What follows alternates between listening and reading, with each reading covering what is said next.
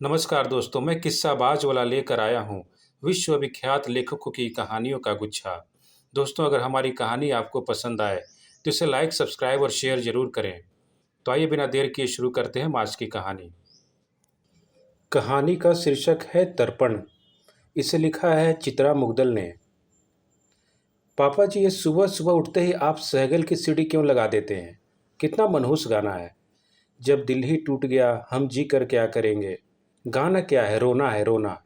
बंद कीजिए। पचासों नई सीढ़ी अमृता ने लाकर रखी हुई हैं घर में। उन्हें सुनिए। पापा जी, आपने तो हद ही कर दी। ये लैंडलाइंस का बिल 1200 रुपये, इतना?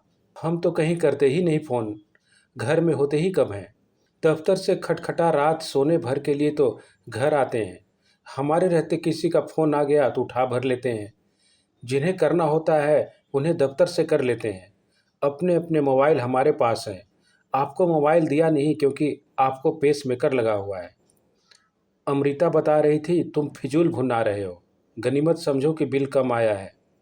वरिष्ठ नागरिकों को सरकार ने हर जगह छूट दे रखी है। मुझे तो लगता है एमटीएनएल वालों ने बूढ़ों के लिए फ़ोन की दरें आधी कर रखी हैं। वरना पापा जी का क्या है, हर आधे घंटे में 20-25 मिनट से कम नहीं बतियाते। जाने इतनी बातें फ़ोन पर क्यों करते हैं, किससे करते हैं? जिससे करते हैं वो भी फुर्सत वाला ही होगा। उस हिसाब से बिल तो मामूली ही समझो। लो सुनो अपने बाप के कसीदे।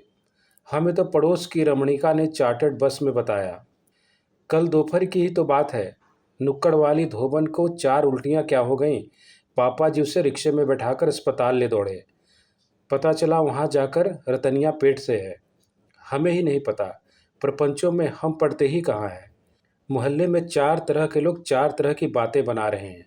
ये खन्ना क्यों इतना फिक्रमंद हो उठा रतनिया को लेकर?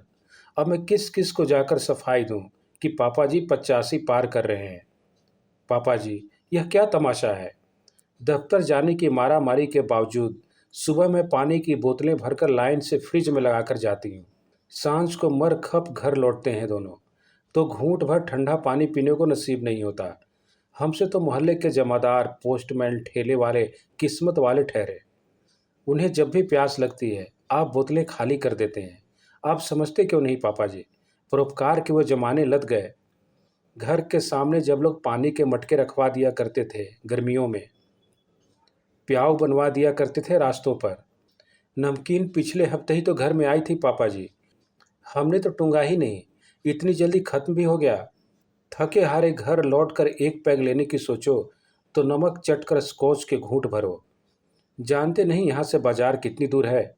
वैसे तो आप कहते रहते हैं बीकानेरी भुजिया आपके दांतों से चपती नहीं, फिर किनकी खातिरदारी में नमकीन की भरनियाँ उलीचते रहते हैं आप? अपने कमरे की बिजली दिन भर क्यों जला रखते हैं पापा जी आप? पिछले साल ही तो मोतियाबिंद का ऑपरेशन हुआ है आपका। आपने ही कहा था ऑपरेशन ठीक ठाक हो गया है, संतुष्ट हैं आप। अब आपको आंखों से ठीक से दिखाई देता है, बल्कि साधारण रोशनी में भी आराम से पढ़ लेते हैं आप।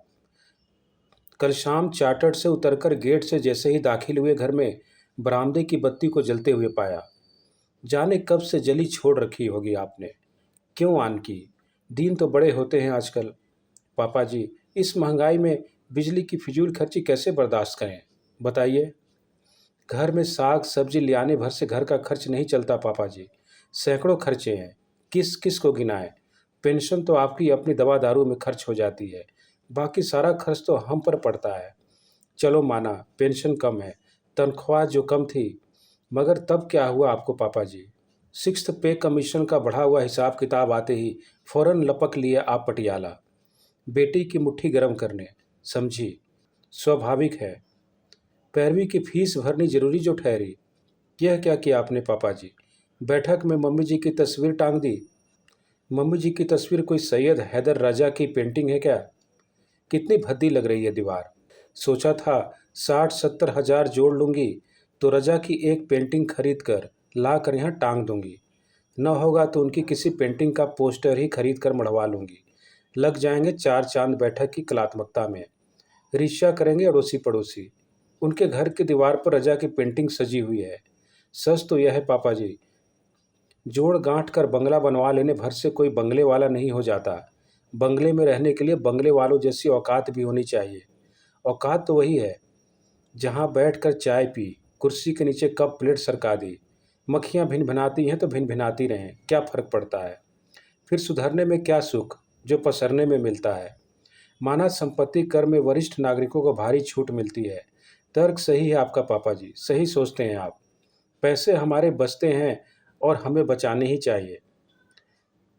इफ़रात में नहीं कमाते हम, लेकिन जो काम करने के बाद होना है वह अगर मरने से पहले हो जाए और शांति से हो जाए तो इससे अच्छी बात और क्या हो सकती है। इकलौता वारिस हूँ आपका, दोनों कमाते हैं, आराम से भर लेंगे बढ़ा हुआ संपत्ति कर। जितना खर्च मेरे नाम घर कराने में भी आएगा, आपके न रहने पर उसी काम का 4 गुना अधिक भरना होगा, शायद उससे भी ज़्यादा।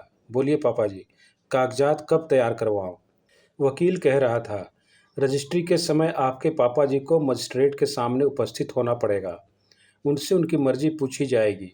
वैसे मजिस्ट्रेट रजिस्ट्री के लिए घर भी आ सकते हैं, लेकिन उनके घर आने की फीस 60-70 हज़ार से कम न होगी। इधर आपके हाथों में कंपन शुरू हो गया है पापा जी।